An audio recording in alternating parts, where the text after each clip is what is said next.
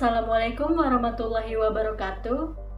Saya Windy Fadilah akan mereview buku berjudul Pendidikan Kewarganegaraan karya Bapak Bambang Yuniarto, diterbitkan oleh Panggar tahun 2018 dengan jumlah halaman sebanyak 220. Buku ini berisi 10 bab. Bab pertama yaitu pendahuluan mengenai latar belakang dari ke-9 bab selanjutnya. Dituliskan bahwa di era penjajahan, semangat kebangsaan nasional merupakan kunci utama. Sedangkan di era globalisasi dan masa mendatang, perlu adanya perjuangan non-fisik sesuai dengan bidang profesi masing-masing. Salah satu perjuangan non-fisik ialah diadakannya kegiatan pendidikan kewarganegaraan bagi seluruh rakyat Indonesia. Lalu apa tujuannya? Tidak lain ialah untuk menumbuhkan wawasan bangsa dan kesadaran bernegara agar mampu menyelesaikan setiap masalah dalam kehidupan bermasyarakat, berbangsa, dan bernegara dengan cita-cita dan tujuan nasional sebagaimana tertuang dalam pembukaan Undang-Undang Dasar 1945.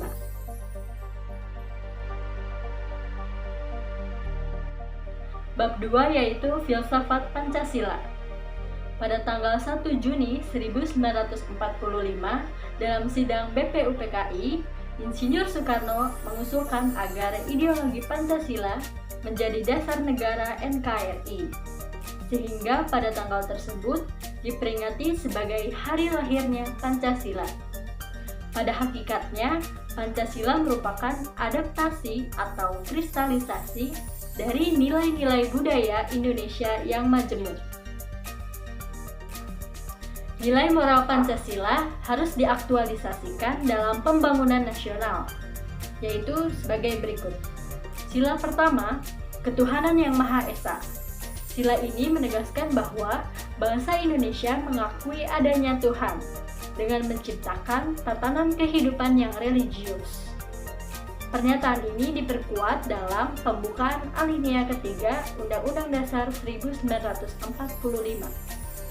Indonesia sendiri telah menyatakan bahwa terdapat 6 agama yang resmi berlaku di Indonesia, yaitu agama Islam, agama Kristen Protestan, Kristen Katolik, Hindu, Buddha, dan Konghucu. Dengan adanya Pancasila ini diharapkan mampu menciptakan kerukunan agama di Indonesia. Sila kedua, kemanusiaan yang adil dan beradab. Secara konstitusional, perwujudan nilai ini tercantum dalam Pasal 27 Ayat 1 Undang-Undang Dasar 1945, di mana pada intinya itu terdapat 3 hal yang perlu kita perhatikan dalam upaya penegakan keadilan di Indonesia. Pertama, nilai kemanusiaan, kedua, nilai keadilan, dan ketiga, nilai moralitas atau adab. Sila keempat, kerakyatan yang dipimpin oleh hikmat kebijaksanaan dalam permusyawaratan perwakilan. Pada sila ini, wujud nilai moral ditekankan pada aspek pengembangan sistem politik ketatanegaraan dengan mengembangkan demokrasi Pancasila. Dari ini diharapkan mampu menciptakan kestabilan politik untuk kedepannya. Sila kelima, keadilan sosial bagi seluruh rakyat Indonesia. Sila ini menegaskan bahwa penyebaran kesejahteraan haruslah merata ke seluruh rakyat dengan cara yang dinamis dan progresif. Bab ketiga yaitu identitas nasional. Apa itu identitas nasional?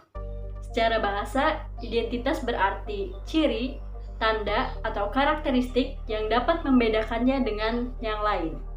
Jadi dapat kita pahami bahwa identitas nasional adalah hal-hal ciri khas suatu negara yang dapat membedakannya dengan negara lain. Nah, Indonesia sendiri telah menyebutkan secara konstitusional beberapa dari identitas nasional. Di antaranya tercantum dalam Undang-Undang Nomor 24 tentang bendera, bahasa, lambang negara, serta lagu kebangsaan Benderanya yaitu merah putih, bahasa nasional, bahasa Indonesia, lambang negara, burung Garuda Pancasila dengan kepala menghadap ke arah kanan, serta lagu kebangsaan Indonesia Raya karya W.R. Supratman. Nah, selain yang disebutkan dalam Undang-Undang Nomor 24 Tahun 2009, ada pula karakteristik bahasa Indonesia yang dianggap sebagai identitas nasional, yaitu ideologi bangsa Pancasila sebagai pedoman hidup warga negara Indonesia. Di samping itu ada juga keragaman agama, suku, ras, budaya, dan lain sebagainya. Bab 4. Negara dan bangsa. Dalam KBBI, negara adalah suatu organisasi dari sekelompok manusia yang sama-sama mendiami satu wilayah tertentu dan menyadari adanya pemerintahan beserta aturannya. Sementara definisi bangsa adalah kelompok manusia yang terikat pada kesatuan bahasa dan wilayah di muka bumi. Adapun teori terbentuknya sebuah negara. 1. Teori ketuhanan. Teori ini dikenal sebagai doktrin teokratis tentang asal mula negara. Disebutkan bahwa negara merupakan ciptaan Tuhan dan setiap para pemimpin merupakan wakil Tuhan. 2. Teori kontrak sosial. Hobbes berpendapat bahwa sebuah negara yang dibentuk atas perjanjian masyarakat harus berbentuk kerajaan atau monarki. Sementara John Locke lebih menghendaki kepada sebuah negara yang berbentuk kerajaan konstitusional. Adapun menurut J.J. Rousseau menghendaki negara yang terbentuk berdasarkan kedaulatan rakyat. 3. Teori alamiah menurut Aristoteles. Baginya, negara adalah ciptaan alam, dan manusia membenarkan adanya negara, karena pertama-tama manusia merupakan makhluk politik atau zoon politikon, baru kemudian sebagai makhluk sosial. Kodrat tersebut menakdirkan manusia untuk hidup bernegara. 4. Teori organis. Teori ini memiliki konsep biologis di mana menggambarkan suatu negara dengan istilah ilmu alam. Selanjutnya unsur-unsur negara, meliputi wilayah, penduduk, kedaulatan, dan pemerintah. Setiap negara pasti menempati suatu wilayah dengan batasan-batasannya. Perbatasan tersebut diputuskan berdasarkan perjanjian internasional di mana setiap negara diberi hak atas wilayahnya. Penduduk sama artinya dengan rakyat. Mereka ini terikat oleh tatanan hukum nasional dari negara terkait. Kedaulatan adalah kekuasaan tertinggi dalam suatu pemerintah untuk membuat undang-undang demi mempertahankan kemerdekaannya. Setiap negara pasti memiliki unsur pemerintah. Dalam hal ini, pemerintah bergerak atas nama negara untuk merumuskan dan melaksanakan semua kebijakan yang mengikat warga negaranya. Bab 5 yaitu warga negara. Yang dimaksud dengan warga negara adalah warga dari negara yang telah ditetapkan secara konstitusional. Sementara definisi kewarganegaraan ialah segala hal ihwal yang berhubungan dengan warga negara. Dalam Undang-Undang Nomor 12 Tahun 2006 tentang kewarganegaraan disebutkan terdapat 4 asas-asas kewarganegaraan di Indonesia. Asas ius sanguinis, penentuan kewarganegaraan berdasarkan keturunan dari orang tua. Asas ius soli, berdasarkan negara tempat kelahiran. Asas kewarganegaraan tunggal, menghendaki hanya satu kewarganegaraan bagi setiap orang. Dan asas bipatride, menentukan kewarganegaraan ganda bagi setiap anak di bawah umur sesuai dengan ketentuan dalam undang-undang ini.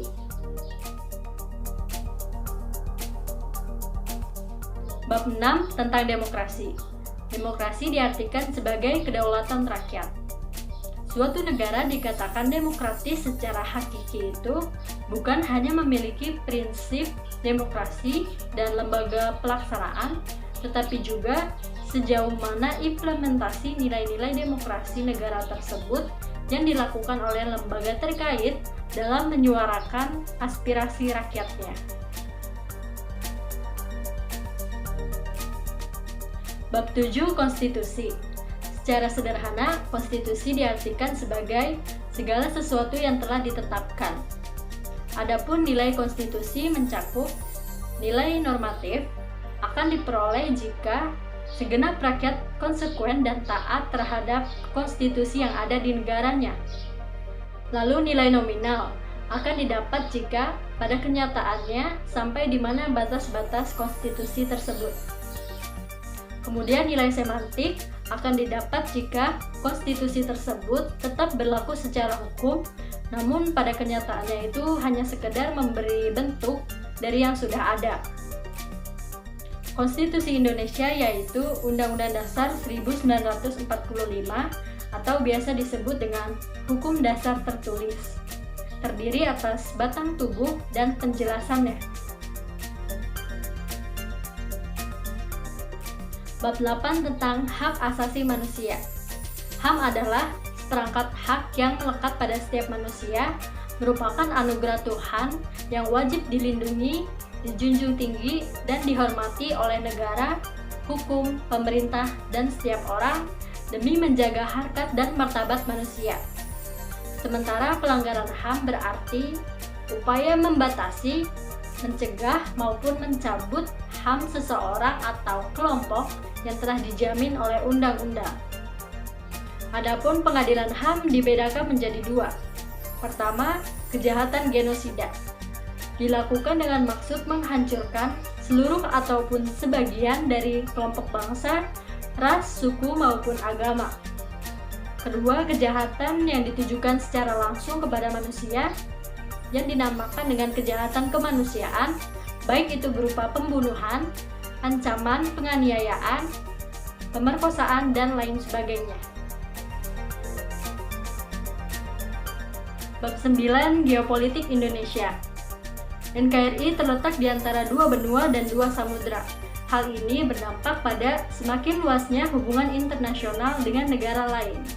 Maka akan memungkinkan Indonesia menghadapi berbagai ancaman pertahanan nasional, seperti aksi terorisme, penyelundupan ilegal, gerakan separatisme, maupun datangnya imigran gelap, dan lain sebagainya.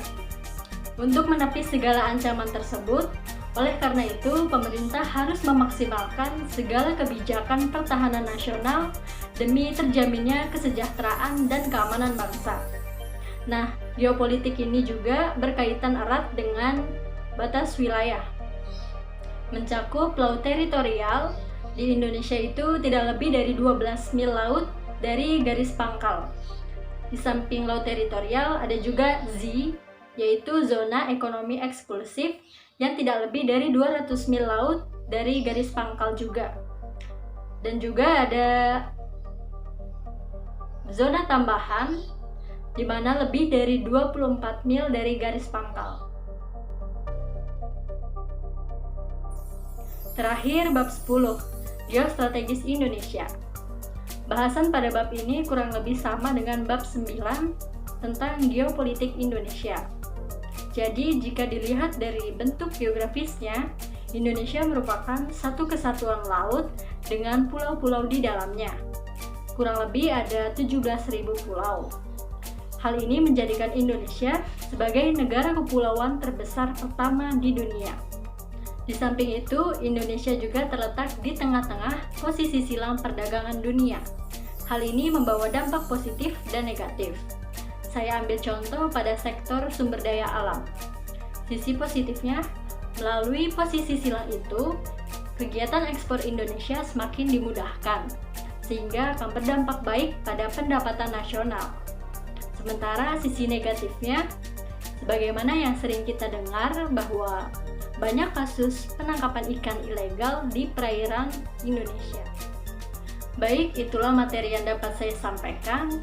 Terima kasih kepada Ibu Rizla Diba selaku dosen mata kuliah PKN dan juga kepada teman-teman yang sudah menyaksikan video ini. Semoga ilmunya dapat bermanfaat. Mohon maaf bila ada salah ucap maupun sesuatu yang kurang berkenan. Wabillahi taufiq wal hidayah. Wassalamualaikum warahmatullahi wabarakatuh.